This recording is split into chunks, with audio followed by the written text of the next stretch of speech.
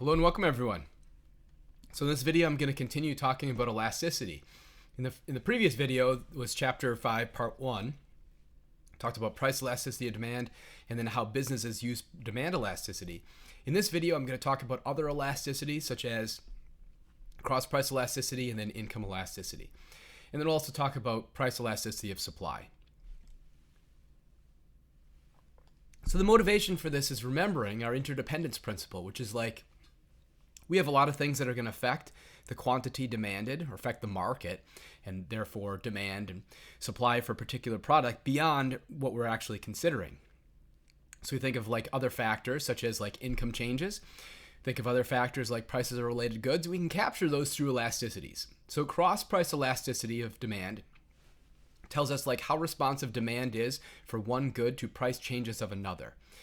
So an example of that would be, how responsive is demand for airline tickets to changes in the price of like Zoom memberships. Think of like Zoom video calls for businesses.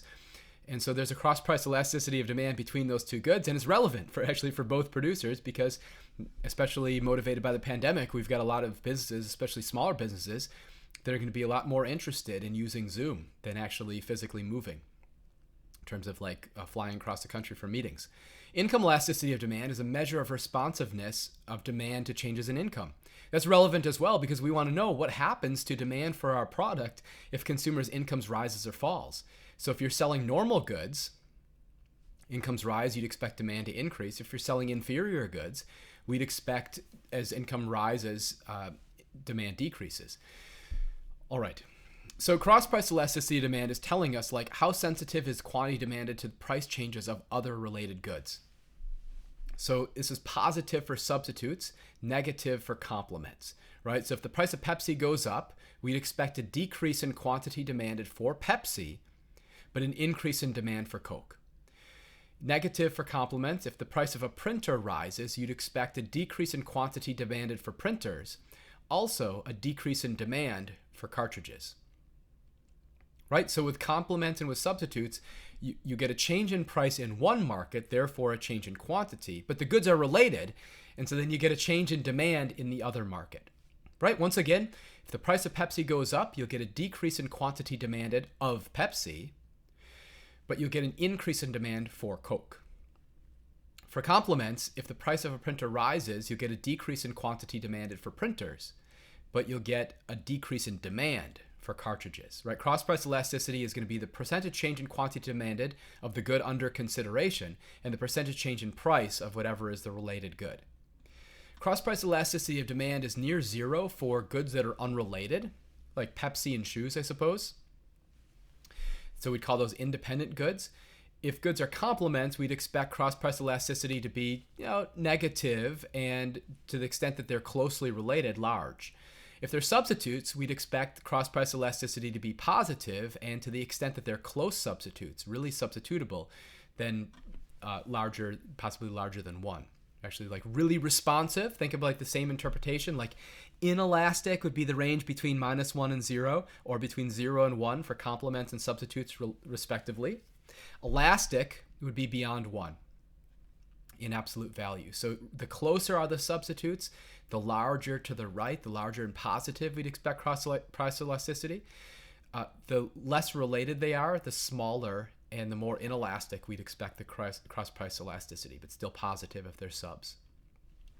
When the price of hamburgers increases by 10%, the quantity of hot dogs sold increased by 5%. Oh, we got an increase and then an increase. That's telling us we've got substitutes, right? Even without calculating it, we know we've got substitutes because we have an increase. So what's the cross-price elasticity of demand for hot dogs? Are they substitutes or complements? Well, we know they're substitutes just by virtue of the fact that the increase in price of one led to an increase in quantity demanded for the other. Now we can calculate the cross-price elasticity. It's going to be what price was an increase by 10%, quantity by 5%, so it's going to be 5 divided by 10 or 1/2.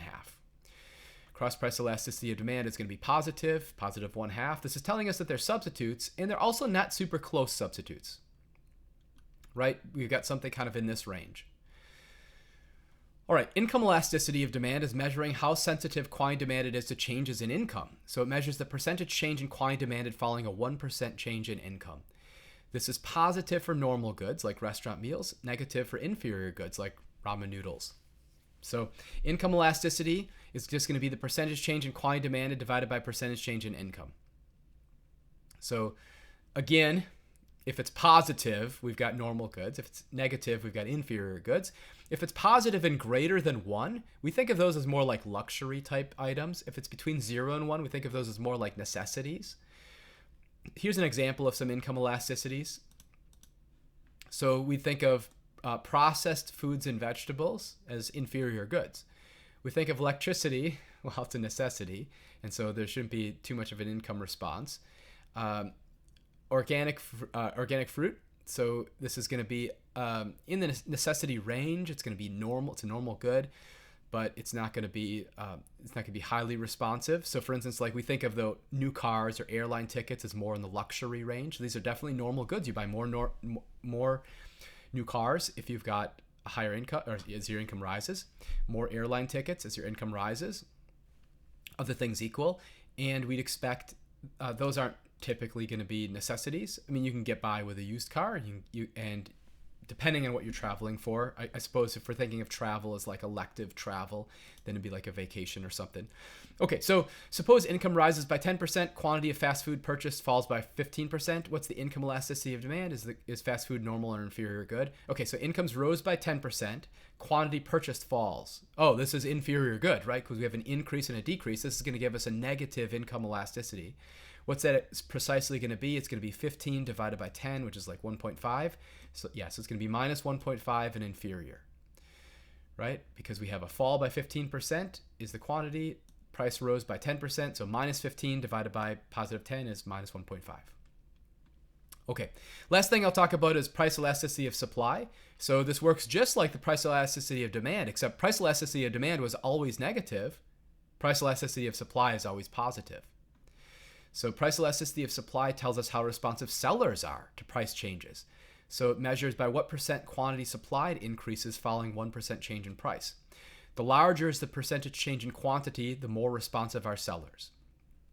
And then price elasticity of supply is positive. Literally, it's just percentage change in quantity supplied divided by percentage change in price. We'd still use the midpoint formula actually for all of these elasticities, and it's going to calculate just a similar process.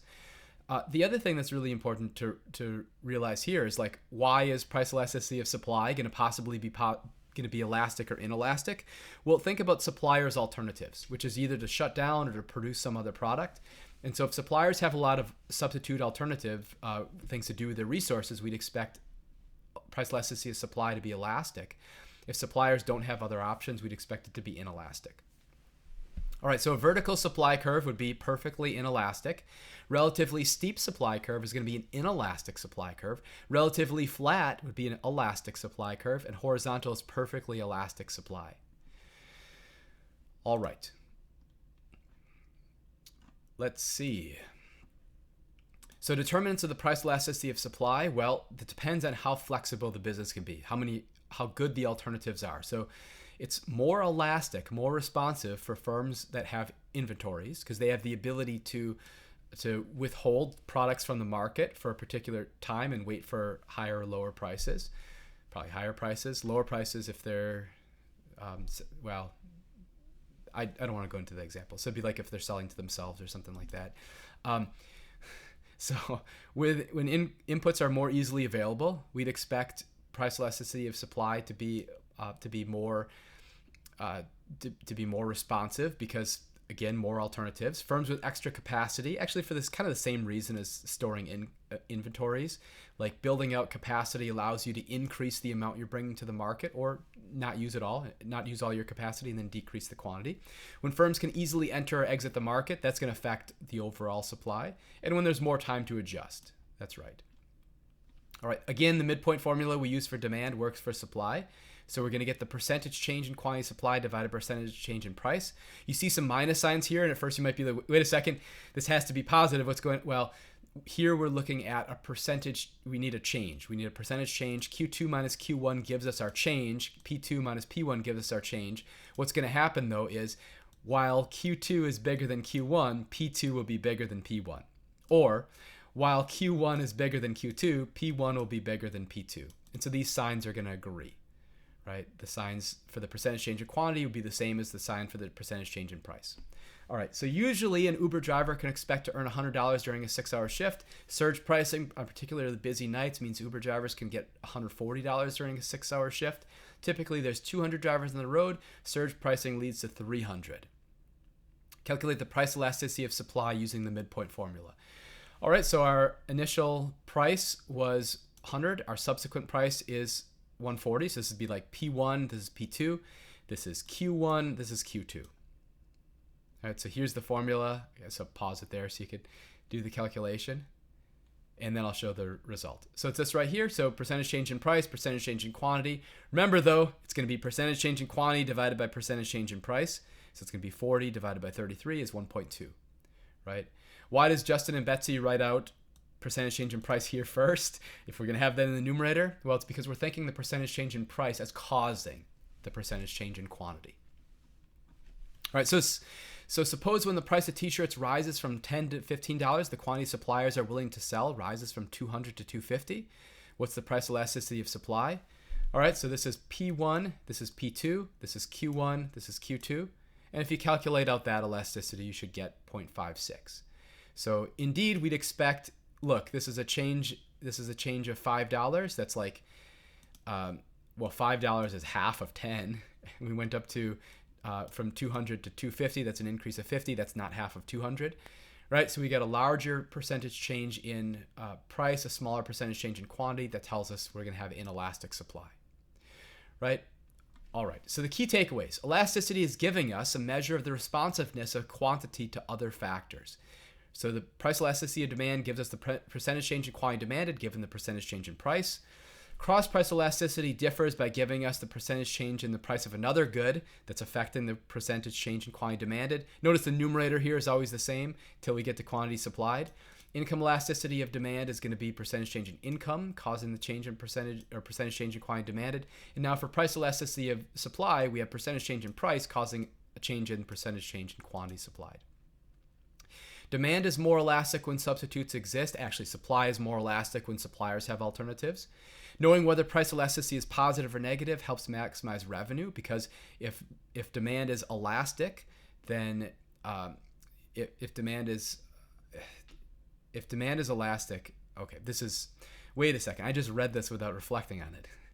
Knowing whether price elasticity is positive or negative helps businesses maximize revenue? No. Knowing whether price elasticity is elastic or inelastic can help businesses maximize revenue. If demand is inelastic, you'd raise price to increase revenue. If demand is elastic, you'd lower price to maximize revenue. Price elasticity of demand is always going to be negative. It's always positive in absolute value. So this right here needs to be elastic or inelastic. Cross-price elasticity is positive for substitutes, negative for complements. Income elasticity is positive for normal goods, negative for inferior. Supply is more elastic when firms have more flexibility. And that's all correct. All right, very good. So I'm going to go ahead and conclude here. Hope you enjoyed the video, and I'll see you next time.